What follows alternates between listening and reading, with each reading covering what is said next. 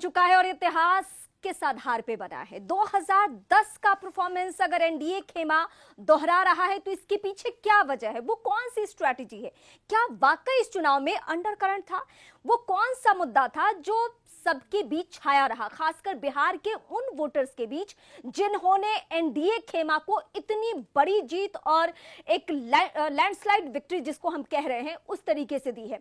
लेकिन दूसरा खेमा यानी महागठबंधन कहां चूक गया। रोजगार पे बातें हो रही थी, फ्रीबीज की बातें वो भी कर रहे थे। 2,40,00,000 परिवार है बिहार में और दावा ये किया जा रहा था कि इन तमाम घरों को हम देंगे क्या सरकारी नौकरी। लेकिन इन सब वादों के बावजूद सिर्फ और सिर्फ यादव और मुस्लिम ने ही वोट किया है आरजेडी को, ये तो अब तय हो चुका है। लेकिन वो कौन से वोटर हैं और वो कौन से वादे हैं जिस पे इस तरीके से अटूट भरोसा दिखाया है बिहार के वोटर ने एनडीए खेमा पर, जहां पे अब तो ये भले ही ये मजाक की बातें होंगी लेकिन बीजेपी को अब जेडीयू की जरूरत नहीं है, इतनी सीटें अकेले बीजेपी को आ गई है। यानी बीजेपी, एलजेपी, आरएलएसपी, हम और इसके अलावा अगर 2-4 विधायक इधर उधर हो जाते हैं नहीं, उसकी तो भी खेल कुछ गड़बड़ हो जाएगा। नहीं रीमा, उसकी भी जरूरत नहीं है क्योंकि अभी जो फिलहाल जो रुझान है उसके मुताबिक बीजेपी 91 सीटों पर, एलजेपी जो है 22 सीटों पर, हम 5 सीटों पर, आरएलएम 4 सीटों पर, ये तो 122 हो ही गए। लेकिन फिर भी मुझे लगता है कि शायद ऐसा नहीं होगा क्योंकि अभी भी जो नीतीश की जरूरत है वो बीजेपी को केंद्र में है, क्योंकि उनके पास 12 सांसद हैं। नीतीश को यहाँ छोड़ने का मतलब है केंद्र में भी उनका साथ छोड़ना, फिर आपकी सारी निर्भरता टीडीपी पर हो जाएगी और बीजेपी कभी ये रिस्क नहीं लेगी कि वो केंद्र में सिर्फ एक पार्टी पर निर्भर है। तो मुझे ये नहीं लगता कि ऐसा होगा, लेकिन हाँ दिलचस्पी के लिए और चखल्लस के लिए अच्छा विषय है कि क्या चेहरा बदल सकता है।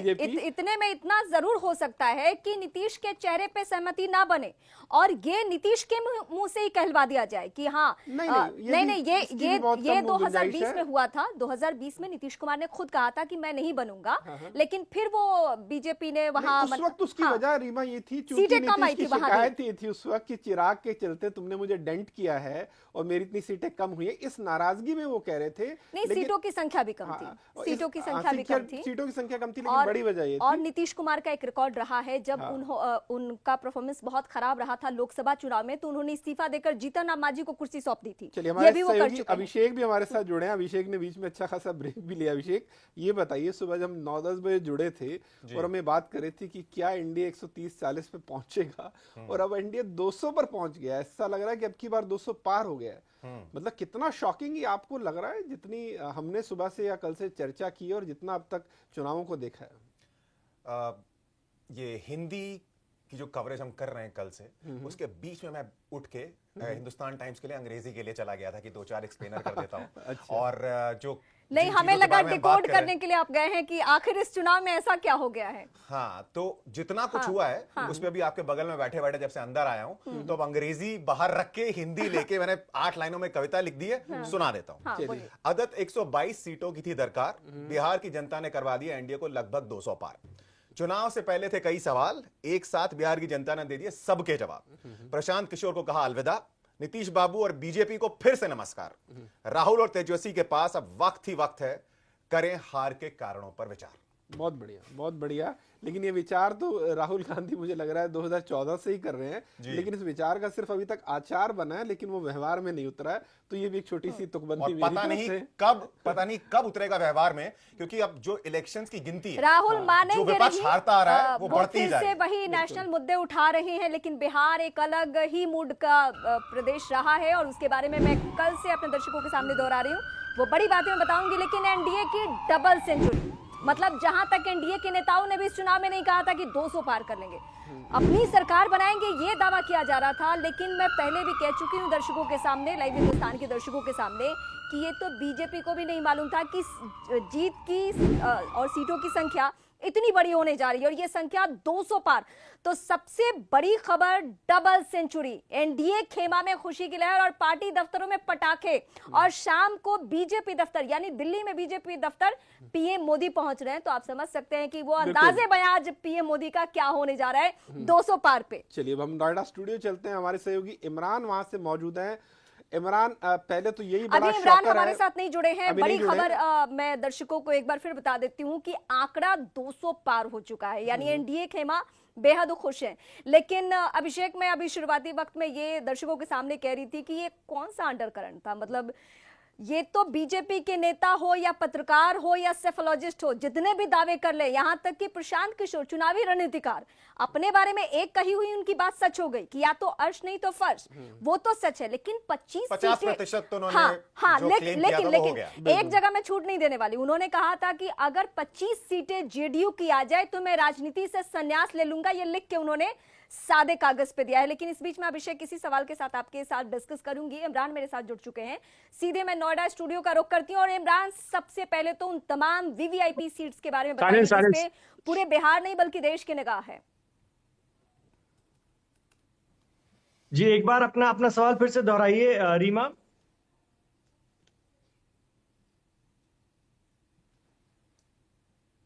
इमरान, आप तक आवाज पहुंच रही है? जी पहुंचे, एक बार अपना सवाल फिर से दोहराइए। बस मेरा सवाल यह है कि जो बिहार की वीवीआईपी सीट है उसकी स्थिति बताइए फिलहाल। बिल्कुल, वो सीट जिन पर सबकी नजर थी। एक तो पहली बात जो निकल कर सामने आ गई, सभी हम लोग जान रहे हैं कि चौतरफा प्रदर्शन बीजेपी का, भारतीय जनता पार्टी का बिहार में हुआ है। 2010 में ये परफॉर्मेंस देखने को मिला था बीजेपी का, जब 91 सीटें उन्होंने जीती थी। आज 2025 में उसी को उन्होंने दोहरा दिया है एक तरह से। लेकिन उस वक्त 2010 में जेडीयू का जबरदस्त प्रदर्शन रहा था। इस बार जेडीयू 78 सीटों पर हमें नजर आ रही है फिलहाल, रुझानों में आगे बढ़ती हुई। लेकिन आप जो पूछ रही हैं, काराकाट सीट, ज्योति सिंह जिनका बड़ा चर्चा था, जिनकी बड़ा हल्ला हुआ, बहुत तमाम तरह से उनके साथ बात विवाद जुड़े रहे। पवन सिंह की पत्नी है, वो तीसरे नंबर पर है इस वक्त काराकट से, आपको बता दूं मैं। और इसके अलावा छपरा से खेसारी लाल यादव पीछे चल रहे हैं और उम्मीद नहीं है कि वो इसे कवर कर पाए। हालांकि अभी काउंटिंग अभी भी जारी है। और जो महुआ सीट है, तेज प्रताप, तेजू भैया करीब करीब हार गए हैं। हम अब कह सकते हैं कि वो हार गए हैं अपनी सीट। ये एक अहम बात आपको बता दें। इसके अलावा जो ये सीमांचल का इलाका था, जिस पर हम बार बार इसलिए भी बात कर रहे हैं क्योंकि मुस्लिम सियासत की वो एक प्रयोगशाला मानी जाती है, वहां पर हमने जो पहले चर्चा की थी, AIMIM कुछ हासिल नहीं कर पा रही थी, फिर आया कि एक सीट हासिल कर पा रही थी, फिर बात हुई 2, लेकिन अभी 5 सीटों पर, यानी पिछले प्रदर्शन की तरह 5 सीटों पर उनके प्रत्याशी रुझानों में आगे चल रहे हैं। ये एक बड़ी खबर है।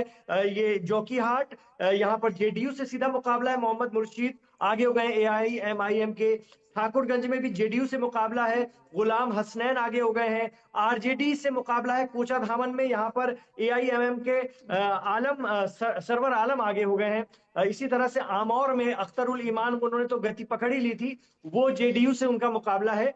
और बीजेपी से मुकाबला है 22 सीट पर गुलाम सरवर का, ये भी आगे चल रहे हैं। ये सीमांचल की बात है। लेकिन अफसोस इस बात का है कि आरजेडी और कांग्रेस ने वहां पर पूरी ताकत लगाई थी।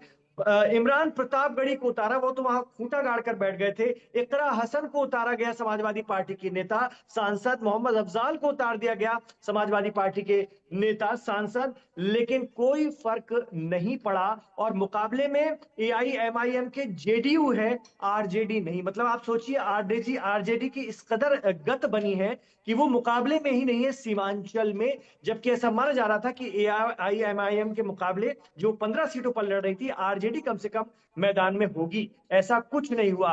तो ये एक अच्छी बड़ी बात है कि AIMIM ने अपने पिछले प्रदर्शन को बरकरार रखा है सीमांचल में, अगर हम देखें। लेकिन अब बड़ा सवाल, हम लोग न्यूज रूम में भी चर्चा कर रहे थे रीमा, नीरज जी, कि बीजेपी की जो सियासत है, जो उनका तौर तरीका है, वो अब देखने के लिए मिलेगा। और नीतीश कुमार को सीएम बनने में बड़ा अड़ंगा हो सकता है, क्योंकि जो जेडीयू के लीडर हैं वो बार बार ये ट्वीट कर रहे हैं कि नीतीश ही रहेंगे सीएम।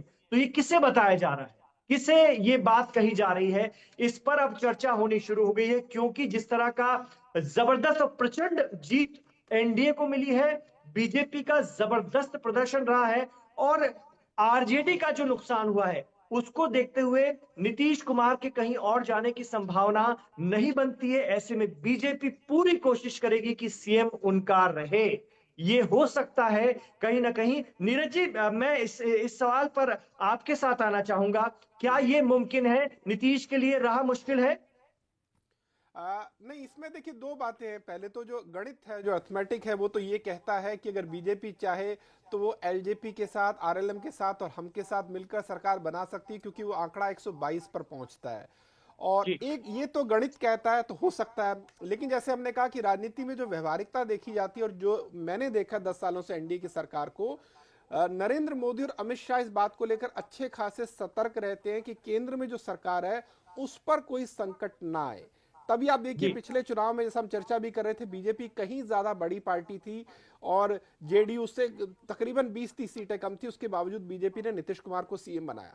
लेकिन अब तो स्थिति और गंभीर है। तब तो बीजेपी के पास 315-20 सीटें थी एनडीए के पास केंद्र में, लेकिन अभी तो केंद्र के संकट को तो महाराष्ट्र में शिंदे भी संभाले हुए हैं नीरज जी। बावजूद इसके उनको डिप्टी सीएम बनना पड़ा। सीएम बने रहने के पहले बावजूद भी आज बीजेपी ने अपना सीएम ही वहां पर बैठा है।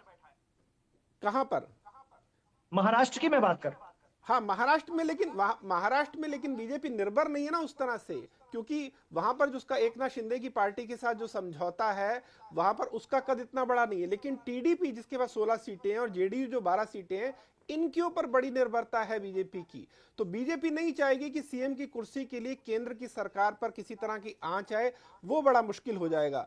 और अगर दूसरी तरफ अगर बात करें कि संभावना की, तो देखो संभावना तो ऐसा लगता है कि बीजेपी में ख्वाहिश तो यार होनी भी चाहिए। पिछली बार भी वो जेडीयू से ज्यादा सीटें उसने पाई थी, इस बार भी पाई है। जून में मुझे याद आता है कि इंटरव्यू दिया था अमित शाह ने, जब तब उनसे पूछा गया था कि क्या नीतीश कुमार सीएम होंगे, तो उन्होंने कहा कि सीएम कौन होगा ये तो जनता तय करेगी। लेकिन अभी मैं ये बता सकता हूं कि जो चुनाव लड़ रहा है एनडीए, वो अमित शाह जो नीतीश कुमार के नेतृत्व में लड़ रहा है। फिर 16 अक्टूबर को अमित शाह से फिर पूछा गया, तब उन्होंने इस पर कुछ भी कहने से इनकार कर दिया। उन्होंने कहा अभी मैं कैसे कह सकता हूं। लेकिन जब ये बात तूल पकड़ी तो 2 या 3 नवंबर को अमित शाह का, एक मैं अपनी बात कंप्लीट कर लूं, 2 या 3 नवंबर को जब अमित शाह का फिर से इंटरव्यू हुआ, तब उन्होंने कहा कि नहीं, नीतीश ही हमारे फेस होंगे। तो ये अगर मैं इन बयानों को लूं तो इससे ये तो लगता है कि हाँ, अमित शाह और बीजेपी के भीतर इस बात की ख्वाहिश भी है, रियलाइजेशन भी है, और कहीं ना कहीं उनको लगता है कि हम हकदार भी हैं कि हम लगातार बड़ी पार्टी साबित हो रहे हैं, तो हमारा ही चेहरा सीएम होना चाहिए। लेकिन नीतीश के जो तेवर इतने सालों में रहे हैं कि अगर मैं रहूंगा, भले ही वो छोटे पार्टी के तौर पर, छोटे पार्टनर के तौर पर हूं, लेकिन मैं सीएम ही रहूंगा। और अगर नहीं रहूंगा तो फिर मैं, ऐसा तो नहीं हो सकता कि डिप्टी सीएम बनूं या कुछ ना ही बनूं। तो उसे देखकर मुझे लगता है कि बीजेपी शायद नीतीश कुमार को ऑफेंड नहीं करेगी। लेकिन राजनीति तो अनिश्चितताओं का खेल है, होने को कुछ भी हो सकता है। होने को हो सकता है बीजेपी और आरजेडी भी मिलकर सरकार बना लें, क्योंकि लालू जी पर केस भी चल रहे हैं। चलिए, हम लोग चूंकि चर्चा में आ गए हैं, हम लोग अपडेट तो ले ही रहे हैं, लेकिन चर्चा चूंकि चली है तो ये भी, रीमा आप भी लगातार बिहार में रही, घूमी, और इस चुनाव के दौरान क्या लग रहा है? आपने बहुत सारी बातें बताई। ये बात सच है कि तेजस्वी सीएम का फेस थे। आपने बताया कि लोगों की राय उनको लेकर अलग थी, लेकिन ये सच है कि वो एक सीएम का फेस थे। और जिस तरह से उन्होंने अपने आप को प्रोजेक्ट किया और जिस तरह से उन्होंने भी मेहनत की, लेकिन 50 तक का भी आंकड़ा पार नहीं हो पाया। अगर इस पूरे एनालिसिस के बाद हो रहा है, इमरान, मैं इसका जवाब दूं उससे पहले एक दर्शकों को बड़ी खबर बता दूं, उसके बाद एक एक करके इस पे हम आगे बढ़ेंगे। वो कौन-कौन सी वीवीआईपी सीटें हैं और कहां-कहां से कौन पीछे चल रहा है, वो मैं बता दूं। राघोपुर से तेजस्वी यादव पीछे चल रहे हैं। अब इससे दुर्भाग्यपूर्ण स्थिति राघोपुर के लिए और खासकर तेजस्वी यादव के लिए क्या हो सकती है? 10 साल से वहां पे है वो विधायक के तौर पर, और राघोपुर से जो यादव हार्टलैंड माना जाता है, यादव लैंड जिसको कहा जाता है, और गोपालगंज से ताल्लुक लालू प्रसाद का होने के बावजूद उन्होंने राघोपुर को कर्म भूमि के तौर पर चुना, और वहां से उनके बेटे अब पीछे बहुत देर से चल रहे हैं। महुआ से तेज प्रताप यादव पीछे हो गए हैं। वहां पे स्थिति ये थी कि यादव बढ़ते हुए नजर आ रहे थे, यहाँ भी नुकसान। कुटुंबा से राजेश राम कांग्रेस पार्टी से पीछे। खेसारी लाल जो कि पूरे चुनावी माहौल में छाए रहे, वो भी पीछे चल रहे हैं। राघोपुर से तेजस्वी, ये फायर ब्रांड चेहरे हैं, मतलब अपनी अपनी पार्टी के, और ये सभी देखिए कैसे पीछे चल रहे हैं। महुआ से तेज प्रताप यादव पीछे हो चुके हैं, राघोपुर से तेजस्वी यादव पीछे, कुटुंबा से कांग्रेस के राजेश राम पीछे हो चुके हैं, और खेसारी लाल यादव जिनके बारे में ये कहा जा रहा था कि अपनी सीट आराम से निकाल लेंगे, लेकिन उन्हें बहुत मशक्कत करनी पड़ी है। लेकिन अभी भी आखिर तक कुछ भी हो सकता है। लेकिन ये हाई प्रोफाइल सीटों की मैं स्थिति बता रही हूँ, जहां पे बहुत बुरे तरीके से ये राजनेता फंसते हुए नजर आ रहे हैं। रहे हैं और ये लालू के दोनों लाल हैं। एक तो जो सियासी उत्तराधिकारी हैं यानी तेजस्वी यादव, और दूसरे वो जो पार्टी से और परिवार से दोनों से बेदखल किए गए हैं, तेज प्रताप यादव। उनके बारे में ये कहा जा रहा था कि वो शायद महुआ सीट निकाल ले। कहा क्या जा रहा था, यादव वहां से खुल के बोल रहे थे, लेकिन अभी वो कौन से समीकरण में फंसते हुए नजर आ रहे हैं और कैसे वो इतने पीछे हो गए हैं, ये भी देखना बहुत दिलचस्प होगा। तो इमरान, आपने मेरे सामने वो जो सवाल रखा था कि तेजस्वी यादव कहां पे चूक गए। मुस्लिम और यादव के अलावा तेजस्वी को बिहार के किसी भी जाति का, किसी भी वोटर का वोट नहीं मिला है। ये तय हो गया है उनकी सीटों की संख्या को देखकर। शुरुआती वक्त में जिस तरीके से वो रोजगार के मुद्दे पर आगे बढ़ रहे थे और अपराध की घटनाओं को लेकर सरकार को घेर रहे थे, वहां तक तेजस्वी यादव बहुत सही जा रहे थे। ये उनका चुनावी कैंपेन कहां से गड़बड़ होता है ये मैं आपको बताती हूँ। राहुल गांधी की वो कैंपेन जिससे कांग्रेस पार्टी में तो राहुल गांधी ने जान फूंकने की वाकई कोशिश की। कांग्रेस पार्टी की CWC की बैठक आजादी के बाद पहली बार बिहार की राजधानी पटना में होती है। ये सब कुछ ठीक था, लेकिन ये तेजस्वी यादव के लिए सही नहीं था, क्योंकि तेजस्वी यादव वोट चोरी के मुद्दे पर कूद जाते हैं वहां से।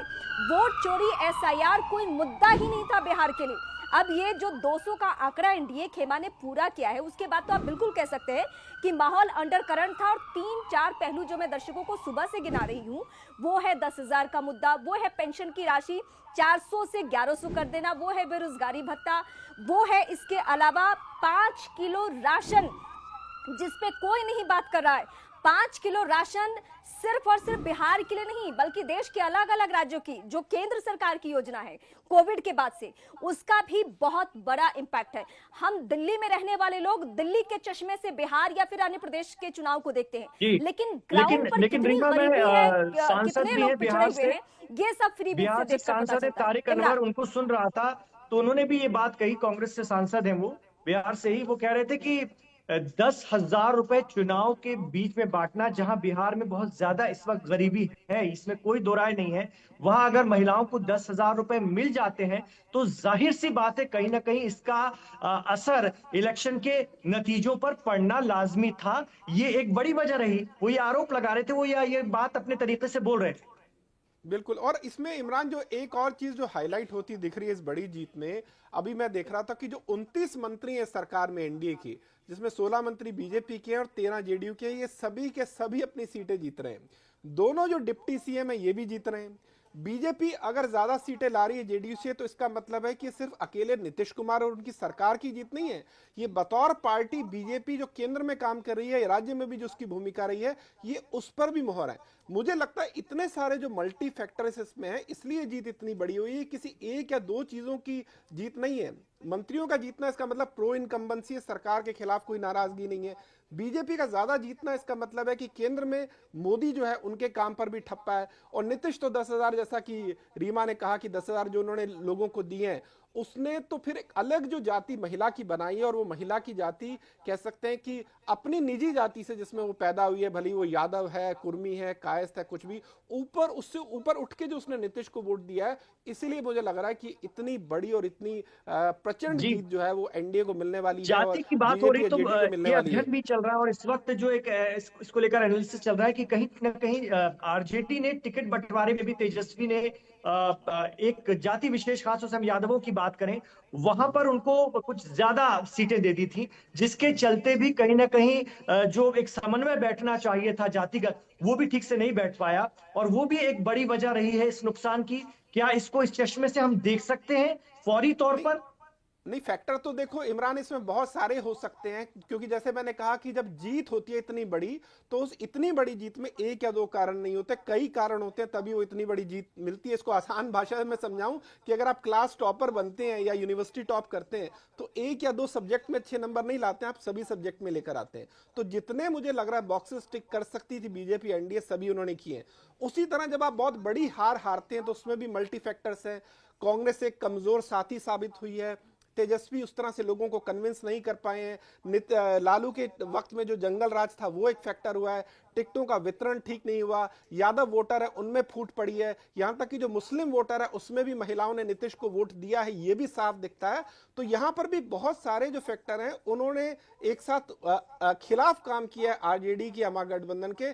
तभी आप देखिए ना, मतलब ये हम कैसे मान सकते हैं कि जो एक 75-80 सीटें आरजेडी कंसिस्टेंटली लाती थी, क्योंकि उसका जो कोर वोटर है 31-32% का यादव और मुस्लिम, अगर वो उसको वोट देता आया है और देता रहा है तो उससे उसको 70-80 सीटें मिलना तो तय है। लेकिन वो अगर 70-80 सीटें भी 40 पर आ रही हैं तो इसका मतलब है उसका कोर वोटर ही लेकिन क्यों हटा है, इसलिए मैंने कहा कि बहुत ज्यादा इसमें फैक्टर्स हैं, ये देखना होगा कौन कौन सा कितना बड़ा फैक्टर रहा है।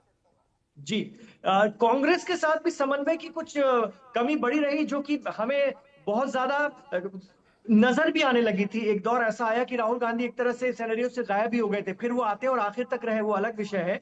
लेकिन कहीं ना कहीं वो जो गैप बना उसी में सारा खेल हो गया। क्या इसको इस तरह से भी हमारे समझे? साथी इस पर कुछ जवाब दें।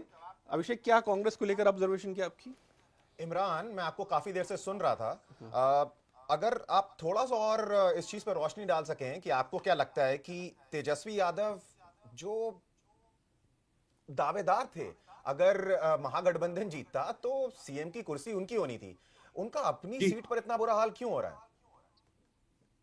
ये बड़ा एनालिसिस का विषय है कि अपनी ही सीट पर तेजस्वी यादव का फिर से आगे होकर फिर से पिछड़ जाना, कहीं ना कहीं इस पर बहुत सारे चिंतन और बहुत सारे मनन की जरूरत है कि आखिर उनकी सियासत या उनकी अपनी सीट क्यों पिछड़ रही है। ये बड़ा सवाल है और इसको लेकर के कई तरह की चर्चा हो रही है, इसको लेकर के कई तरह की बातें हो रही हैं। लेकिन मैं नीरज जी के पास भी आना चाहूंगा। नीरज जी, आप इसको किस तरह से देखते? नीरज, उससे पहले एक चीज और, जिस पहलू के बारे में मैंने अभी तक बात नहीं की, और वो ये कि अगर आप स्ट्राइक रेट के टर्म्स में देखें तो भाजपा से भी बेहतर स्ट्राइक रेट रहा है चिराग पासवान का। 29 सीटें लड़ी, 22 सीटों में लीड कर रहे हैं। फाइनल रिजल्ट आते आते ये गिनती 1-2 ऊपर 1-2 नीचे हो सकती है, लेकिन अगर अभी की बात करें तो लगभग 75% का स्ट्राइक रेट। हाँ, लेकिन बीजेपी का स्ट्राइक रेट तो अभी 90 के आसपास चल रहा है, क्योंकि बीजेपी लेकिन हाँ, आपकी बात को अगर मैं उस तरह से देखूं कि चिराग पासवान 29 सीटों पर लड़कर 22 सीटें ला रहे हैं, ये तो बहती गंगा है। जो आरजेडी है 200+ सीटें बहती गंगा है। वो तो 2014 वाला माहौल है, जिसको टिकट दिया वो जीता। आप अभी कह रहे थे कि इतने मंत्री जीत गए, ये चुनाव हारने के लिए है ही नहीं। मतलब इसमें जिसको टिकट चाहे चिराग ने, जबकि जो चुनाव के पहले का, वोटिंग के पहले का आकलन था, तो टिकट वितरण को लेकर बहुत सारे सवाल उठाए, क्योंकि सिर्फ आरजेडी ने अपना समय नहीं गंवाया। आप लोग याद कीजिए कि दिल्ली से लेकर पटना तक किस तरीके से मंथन चला। चिराग एक दिन रहते थे पटना में तो दूसरे दिन दिल्ली में, इस लेवल का समय बहुत बर्बाद हुआ। लेकिन हाँ, ये चुनाव कुछ अलग चुनाव है, जिसमें अंडर करंट की भी बात होने लगी है। और वाकई अभी हम जितने मुद्दों पे बात कर रहे हैं, शाम होने दीजिए, उसके बाद एक अलग पहलू निकलकर सामने आएगा और तब तस्वीर साफ होगी कि ये कौन सा चुनाव था। 20 साल की सत्ता के बाद ऐसा कोई चुनाव नहीं है जिसमें 200+ सीटें आ रही हो। मतलब मुझे तो कोई चुनाव नहीं आता। आपके उसी सवाल पर मैं आऊं। जी हाँ, मेरा सवाल तो आपसे अधूरा रह गया जी। हाँ, तेजस्वी, आप कह रहे हैं कि हारने की बड़ी वजह, एक तो जो हम लगातार चर्चा कर रहे हैं, राघोपुर जिस सीट से वो लड़ रहे हैं, चूंकि उनकी पारंपरिक सीट है। अब जब आप अपनी पारंपरिक सीट पर लड़ते हैं, आपके परिवार वाले भी जीत चुके हैं, आप भी रहे हैं, वहां अगर जनता की कोई शिकायत है तो एक तरह आपको उन शिकायतों को ऑन करना पड़ेगा। आप ये नहीं कह सकते कि ये तो जी नीतीश की गलती की वजह से है या तो एनडीए सरकार की वजह से है। एक तो अगेन निजी एंटी इनकम्बेंसी है, और दूसरा जब हमने कहा कि जनता ने ऐसा लगता है कि मन बना लिया था कि एनडीए की तरफ से वो कोई मंत्री खड़ा हो, उप मुख्यमंत्री खड़ा हो, विधायक हो, कोई न्यू कमर हो, सभी को जिता देंगे। तो उसी तरह जनता ने जब ये तय कर लिया कि सभी को जिता देंगे, तो दूसरी तरफ भी सभी को हारना ही था। और तेजस्वी की हार का जो एक बड़ा कारण अगेन इसमें रहा है ना, वो यही रहा है कि जो बार बार बीजेपी लोगों को याद दिलाने में कामयाब रही है कि अगर ये पार्टी फिर से आ जाती है आरजेडी, तो आप उसी 20 साल पुराने 25 साल पुराने जंगल राज में लौट जाएंगे।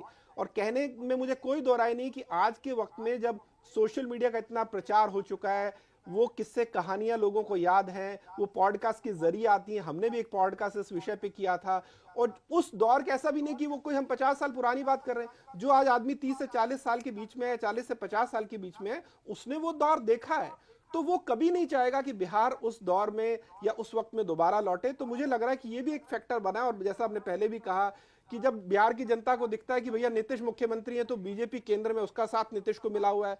इस बार के बजट में बिहार को आंध्र के साथ सबसे ज्यादा अलॉटमेंट हुआ, ये फायदा लोग देख रहे हैं। फिर लोगों को यह भी पता है कि भैया तेजस्वी पर और खुद लालू यादव पर मुकदमे चल रहे हैं। अभी 4 तारीख को मैं लगातार जिक्र कर रहा हूं कि उनके ऊपर आरोप तय होने जॉब फॉर लैंड स्कैम में। जब ये सारी चीजें लोग देख रहे हैं, तो लोग अपना, बस एक लाइन में कंप्लीट करूं तो लोग बड़ी खबर आ गई है, इस अंधेरे के सामने इस अंधेरे को क्यों चुनेंगे? जेल से ही जीत गए अनंत सिंह। बाहुबली अनंत सिंह 56 भोग की तैयारी पहले कर लिया था। सारे एग्जिट पोल एक तरफ और अनंत सिंह का एक तरफ। उनके कार्यकर्ता ने पूरी तैयारी कर ली थी। मतलब पूरे मोकामा वासियों को खाना खिलाने के लिए जो तैयारियां चल रही थी, कई दिनों से आप सोशल मीडिया पे वो तस्वीरें देख रहे होंगे। और अभी वो सलाखों के पीछे हैं। दुलारचंद हत्या मामले में उनके ऊपर आरोप है। एफआईआर दर्ज होने के बाद माहौल शांत रहा। इसके लिए चुनाव आयोग और बिहार सरकार की दखल के बाद उनको गिरफ्तार किया गया। फिलहाल वो जेल में है, लेकिन जेल से ही वो जीत चुके हैं। और यही मैं इसको अलग तरीके से कहती हूं कि पटना में सुशासन बाबू नीतीश कुमार को कहा जाता है, लेकिन मोकामा आते आते जो पटना जिले में ही है, वहां तक सुशासन बाबू सीधे किसको पसंद करते हैं? उस अनंत सिंह को, जिन पर बाहुबली होने का टैग है या फिर बहुत सारे आपराधिक मामले उनके ऊपर दर्ज हैं। फिलहाल की बड़ी खबर यह है, ये अलग से इस विषय पर हम चर्चा करेंगे कि मोकामा से अनंत सिंह जीत चुके हैं।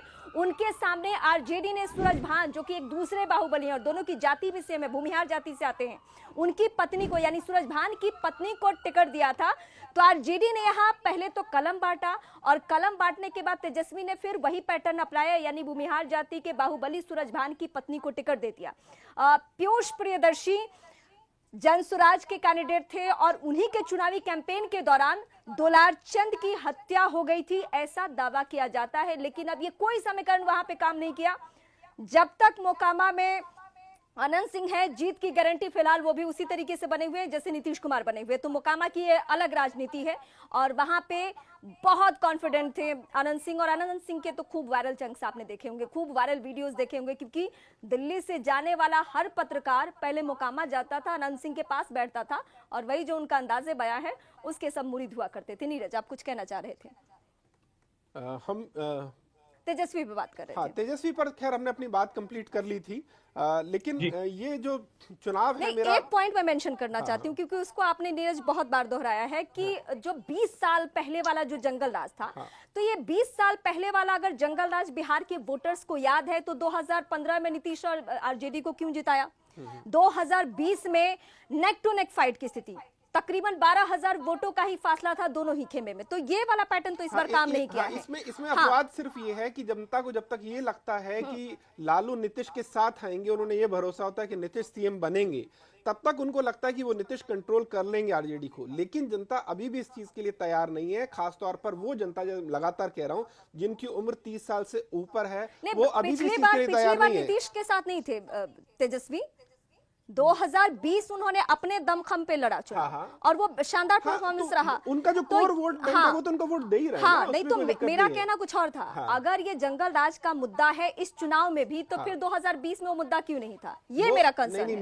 मेरा ये कहना है कि जंगल राज का जो मुद्दा है, वो मुद्दा जो उनका कोर वोट बैंक है उसके लिए। क्योंकि देखिए, बिहार जैसा राज्य, कोई भी राज्य जहां आपको सत्ता में आना होता है तो आपको अपने कोर वोट बैंक में कुछ और ऐड करना होता है। आरजेडी की अगर पिछले 2 चुनावों की बात करूं, 2015 की बात करूं या 2020 की, वो अपनी 70-80 सीटें लेकर आ रहे हैं। मतलब कोर वोट बैंक उनको वोट दे रहा है, लेकिन वो जो एडिशन होना है वो एडिशन नहीं हो रहा।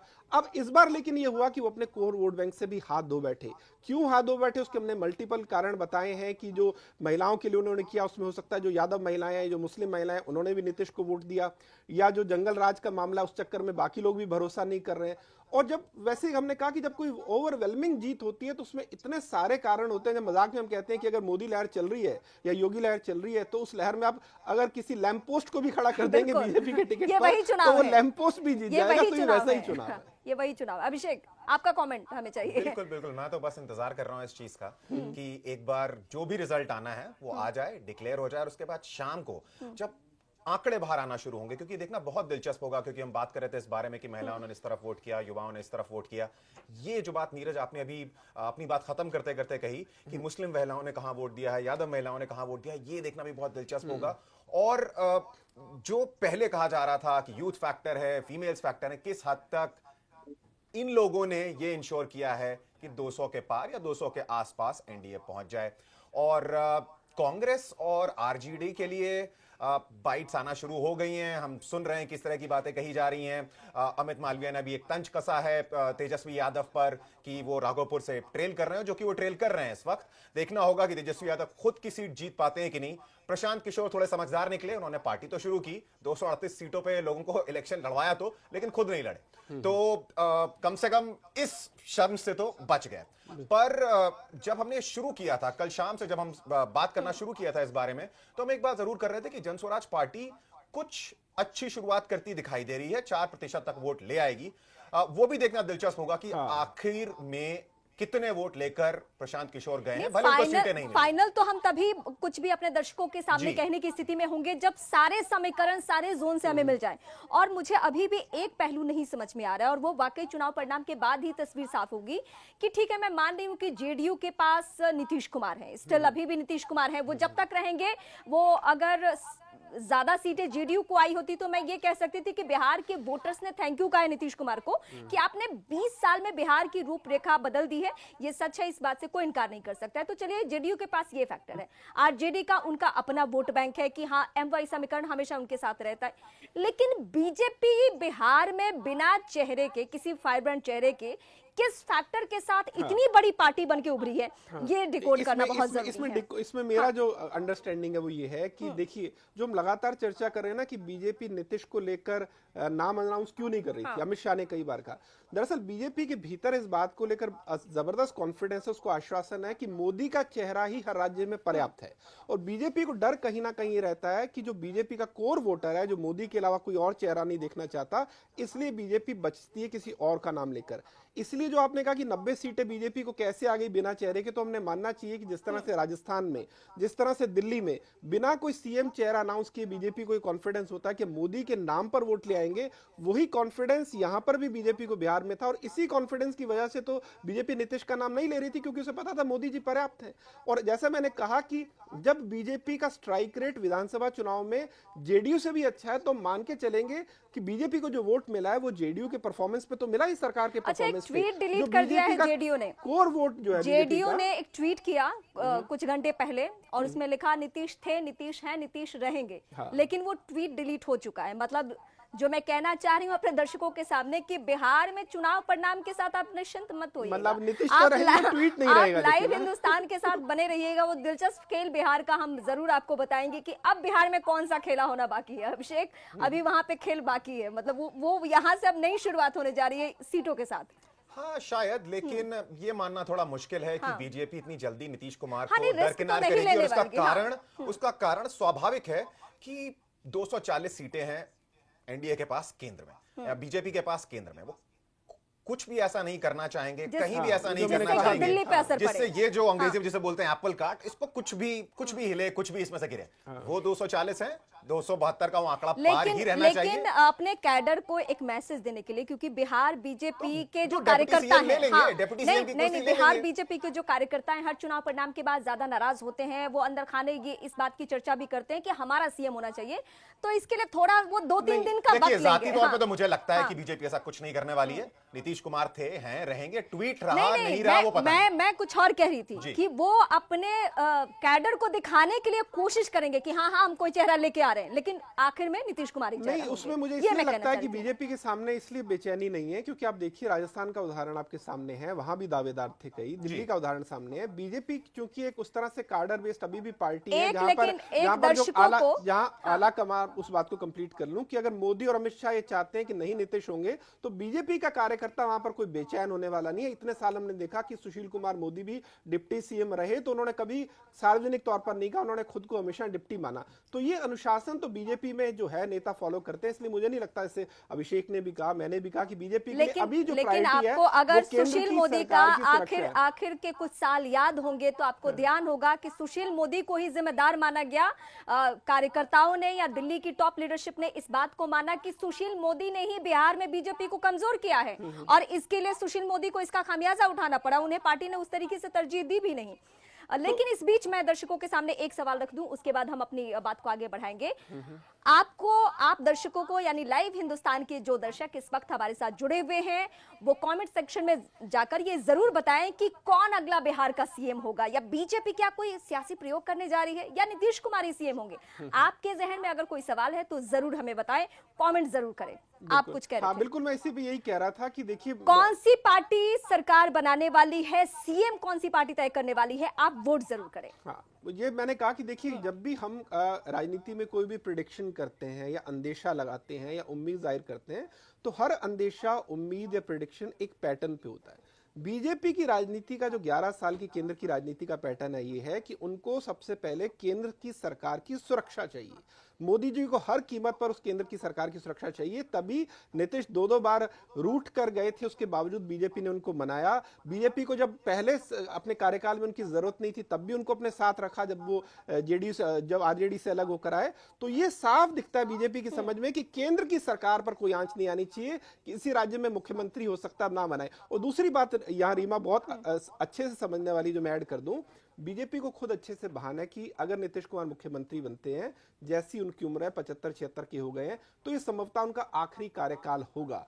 तो जिस गठबंधन को हम इतने साल से निभा रहे हैं, तो हम 4-5 साल और सब्र कर सकते हैं। और बीजेपी को दूसरी बात इससे भी ज्यादा अच्छे से बहाना है कि नीतीश ही जेडीयू है। कल को नीतीश जब पीछे हटेंगे तो बहुत इजीली ये जेडीयू का जो है विलय या उसके लोगों का विलय जो है वो भाजपा में हो जाएगा, और उसके बाद बीजेपी को कोई दिक्कत नहीं है। तो बीजेपी इतनी सब्र वाली पार्टी है। इसका बेस्ट एग्जांपल मैं आपको बताता हूं, पंजाब में अकाली दल और बीजेपी इतने सालों तक रहे।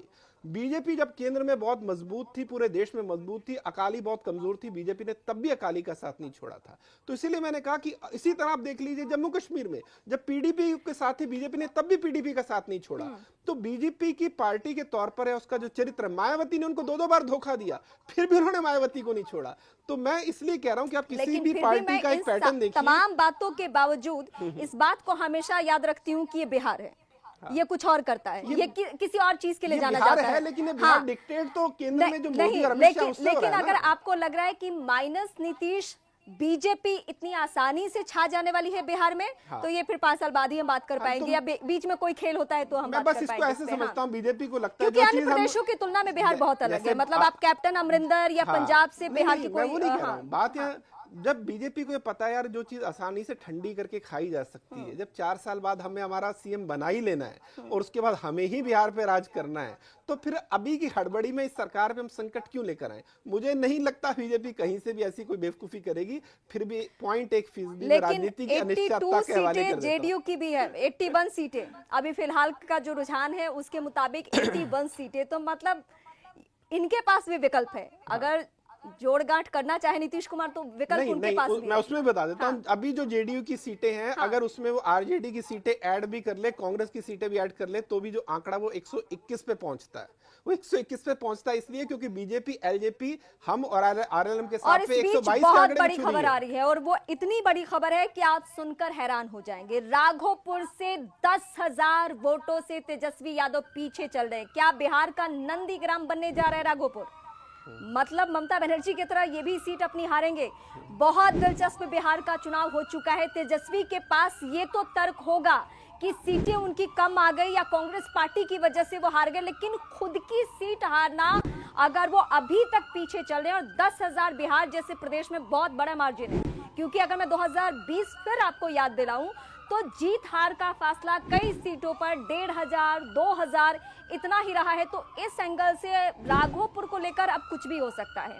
मतलब अब वहां से जो ग्राउंड रिपोर्ट्स थे कि यादव भी कह रहे थे कि अब हम वो नहीं है, हम लालू के राज वाले यादव नहीं है, हम तो ये देखेंगे कि तेजस्वी यादव हमारे बाढ़ ग्रस्त इलाके में आते हैं या नहीं। मैं फिर अपने दर्शकों के सामने दोहराऊंगी कि देश के तमाम वो राजनेता जो अपने आप को भगवान मान बैठते हैं, ऐसी सियासी घटनाओं से सबक लेना चाहिए।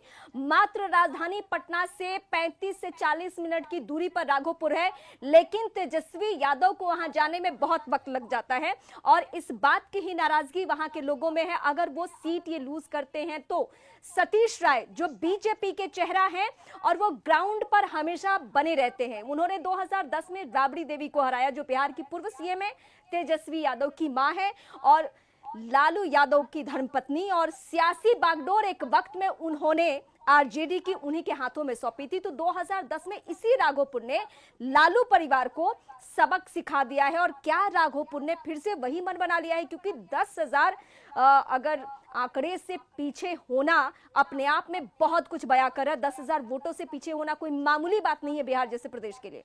अभिषेक, बिल्कुल, लग तो ये रहा है हार जीत चुनाव होता ही है, कोई हारेगा कोई जीतेगा, लेकिन बिहार में जो हो रहा है, जो नंबर्स हमें दिखाई दे रहे हैं, आप शब्द यूज नहीं करना चाहिए पॉलिटिक्स में, लेकिन आप अगर अपनी सीट इतनी बुरी तरह से हार रहे हैं तो ये तो भाई आप जलील हो रहे हैं। राजनीति में अगर वो सीट जहां पर आपका दबदबा है, आपकी जाति वर्ग का दबदबा है, वहां पर भी अगर आप 10,000 से पीछे चल रहे हैं, देखना होगा फाइनल नंबर्स क्या आते हैं। अभी ऑफ कोर्स रिजल्ट डिक्लेयर नहीं हुआ है कि वो नंबर क्या होने वाला है, बट जो भी कहें, ये 10,000 से पीछे रहना तेजस्वी का, एग्जिट पोल दिखा रहे थे, कुछ एग्जिट पोल्स ये कह रहे थे कि तेजस्वी थोड़े से पॉपुलर हैं यंग जनता में, बिल्कुल थोड़ा सा आश्चर्यजनक तो है। और इसमें एक चीज और है, हालांकि जैसे हमने कहा कि अभी तो बहुत सारे इसके विश्लेषण होंगे, तो लेकिन एक विश्लेषण जो और साफ तौर पर सामने दिखता है कि भारतीय राजनीति जिस रूप में बदल रही है कि राहुल गांधी भी हार रहे हैं, अब तेजस्वी यादव भी लगातार हार रहे हैं यहाँ पर।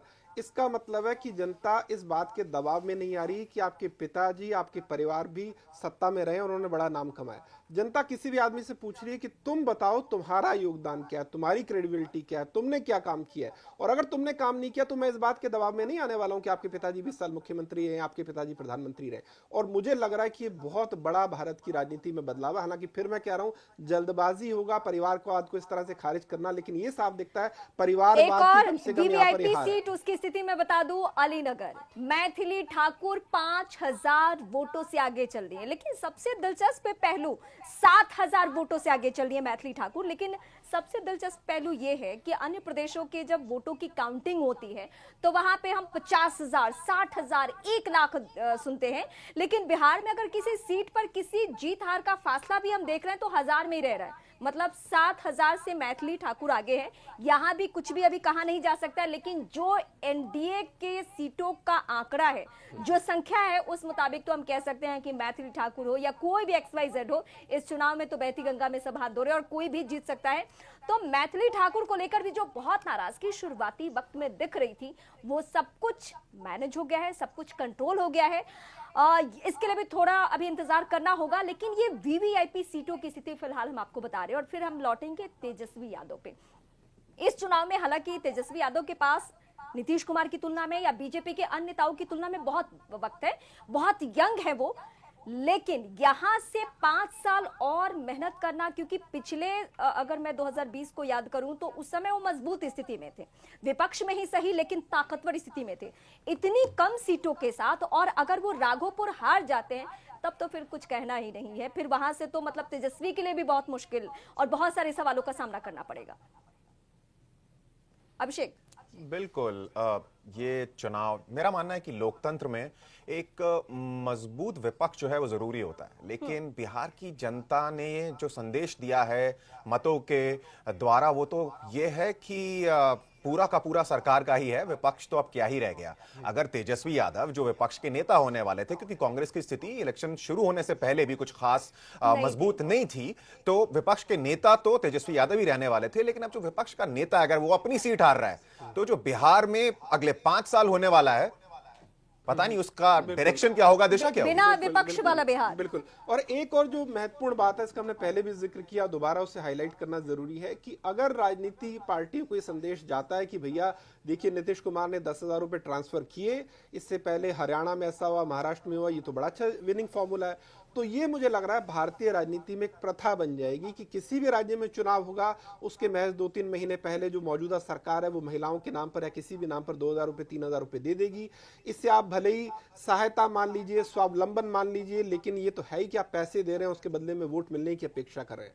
अब सवाल ये कि ज्यादातर राज्य, कितने राज्य ऐसे हैं जो अपने बजट से, अगर मैं इसको छोटा उदाहरण दूं, महाराष्ट्र ने जो इस तरह की स्कीम चलाई है जिसमें महिलाओं को पैसे दिया, उसका 60,000 करोड़ रुपए का बजट है। जी एजेंसियां, इसके सामने अगर आप इसरो के बजट की तुलना करें तो आपको शर्म आ जाए, इसके सामने अगर भारत के खेल के बजट की तुलना करें तो आपको शर्म आ जाए।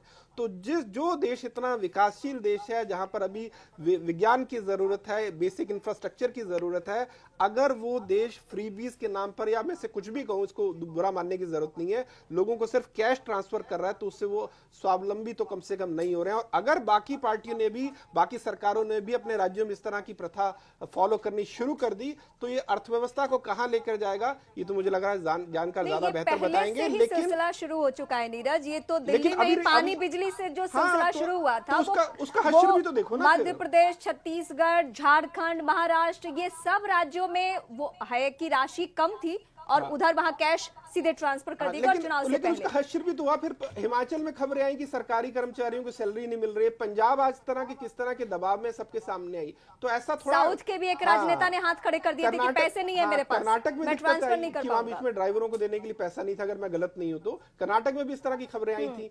तो आपको इसको नुकसान तो उठाने पड़ेंगे ना। जनता ही अगर ये एस्पायर कर रही है कि भैया हमें इतना मुफ्त मिल जाए या इतने में हो जाए, तो उसके अलावा हमें कुछ नहीं चाहिए, तो फिर होगा क्या? नौकरी के लिए लोग दूसरे राज्यों में जाएंगे और जो जनता वहां रह जाएगी उसको आप इस तरह की चीजें देकर खुश करें और वोट खरीदें। तो यशवंत देशमुख को मैं यहाँ CHDS वाले जो हैं उनको मैं कोट करना चाहती हूँ। अब क्योंकि हम लोग अलग तरीके से इस पे बात कर रहे हैं, अब वो तो चुनावी पैटर्न को इतने सालों से देख रहे हैं क्योंकि CHDS वो खुद चलाते हैं। हाँ। अब उनका तर्क ये था, जो मैं सुन के हैरान भी हुई, कि अगर इतने एक्सपर्ट लोग इसको इस तरीके से फ्रीबीज को बढ़ावा देंगे, उनका तर्क ये था कि अगर महिलाओं को कैश ट्रांसफर किए जा रहे हैं तो मैं इसे फ्रीबीज नहीं मानता हूं, मैं इसे महिलाओं को सशक्त करना मानता हूं। तो ठीक है, अगर बिहार की या किसी भी प्रदेश की महिलाओं को सशक्त करना है तो सरकार गठन के, जैसे नीतीश जी ने अगर 2 दिन बाद शपथ लिया तो शपथ के अगले दिन 10,000 क्या 20,000 2 लाख जितना मन उतना ट्रांसफर कीजिए, शायद सवाल नहीं उठेंगे। लेकिन चुनाव की तारीख का ऐलान हो जाए और उसके बाद कोई कैश ट्रांसफर करे तो इसको बढ़ावा मिल रहा है। बिल्कुल, मतलब लोग भी इसको महिला के नाम पे इस फ्रीबीज को दरकिनार कर रहे हैं। जैसे आप बार बार इस पॉइंट को लेके आ रहे हैं, आप देखिए कोई इस पे बात नहीं कर रहा है कि किसी भी राज्य की आर्थिक सेहत पर इसका कितना खतरनाक प्रभाव पड़ सकता है। मतलब जो बजट शिक्षा पे खर्च किया जा सकता है, जो बजट अपराध मुक्त बिहार या प्रदेश कोई भी राज्य हो उस पे खर्च किया जा सकता है, वो सारे पैसे कहां जा रहे हैं? ट्रांसफर किए जा रहे हैं फ्रीबीज के तौर पे। मैंने एक एग्जांपल दिया तो था, पिछले साल महज $15 मिलियन क्या था, कुछ नहीं, $15 मिलियन का निवेश जो है बिहार में उद्योगों के नाम पर हुआ है, ज्यादातर पैरामीटर में अभी भी बॉटम 2 स्टेट में। ये एक पहलू है। लेकिन बात यह है कि अगर आप चुनाव इस तरह की राजनीति करके जीत रहे हैं तो फिर उसकी परवाह किसको होगी? और जो वो फैक्ट्री की बात हो रही थी, बहुत अच्छा प्रशांत किशोर या तेजस्वी यादव एक मोमेंट बहुत बढ़िया तैयार कर रहे थे। क्योंकि मैं बिहार से हूँ तो एक जर्नलिस्ट होने के नाते होने के साथ साथ मैं वहां की हूँ, तो मुझे भी एक तकलीफ है कि वहां फैक्ट्री या रोजगार के साधन होने चाहिए। अब इस प्रचंड बहुमत के बाद मैं दावे के साथ कह सकती हूँ कि बीजेपी कोई फैक्ट्री नहीं लगाने वाली या नीतीश कुमार कोई फैक्ट्री नहीं लगाने वाले हैं। वहां पे होगा यही कि अब फिर चुनाव आएगा, फिर फ्रीबीज देंगे। अब एक तो पैटर्न सेट हो गया ना। तो इसीलिए राजनीति में मुझे याद है दिग्विजय सिंह ने बहुत बार पहले बात की थी कि जो चुनाव होते हैं वो काम करके नहीं जीते जाते हैं, चुनाव मैनेजमेंट से जीते जाते हैं। अब इस मैनेजमेंट में आप जातियों को मैनेज कर लीजिए कि मेरा ये जातिगत समीकरण होगा, चुनाव जीत जाऊंगा, या मैं जनता को इस तरह से फ्रीबीज दे दूं या कुछ भी दे दूं, इसको अन्यथा लेने की जरूरत नहीं है। हम ये नहीं कह रहे कि नीतीश ने जो किया उनकी नीयत खराब है, लेकिन उसका एक व्यवहारिक पक्ष भी है जिस पर बात होनी चाहिए। व्यवहारिक पक्ष ये है कि भैया आप पर कितना आर्थिक दबाव पड़ेगा, आपके राज्य की सेहत क्या है, आपने शराबबंदी भी कर रखी है जिससे बड़ी एक रेवेन्यू जनरेशन होता था, वो रेवेन्यू जनरेशन भी नहीं हो रहा, और वो एक पैरेलल काला बाजारी हो रही है शराब की, उससे माफिया लोग कमाई कर रहे हैं। इस पर भी तो चर्चा होनी चाहिए। तो आप कमा कहां से रहे, इस बात का भी तो जवाब दीजिए। अभी तो केंद्र में बीजेपी का सहयोग, आपको वहां से भी मदद मिल रही है, पैसा मिल रहा है, लेकिन ये सारी चीजें चलेंगी कहां? और बीजेपी या केंद्र भी पैसा दे रहा है, वो भी तो अल्टीमेटली जनता का ही पैसा है। अब तो इस प्रचंड बहुमत के बाद आप सवाल पूछने की स्थिति में नहीं है। आप बीजेपी के किसी भी लीडर से या जेडीयू के किसी भी लीडर से या पूरे एनडीए गठबंधन के किसी भी नेता से बात कीजिए,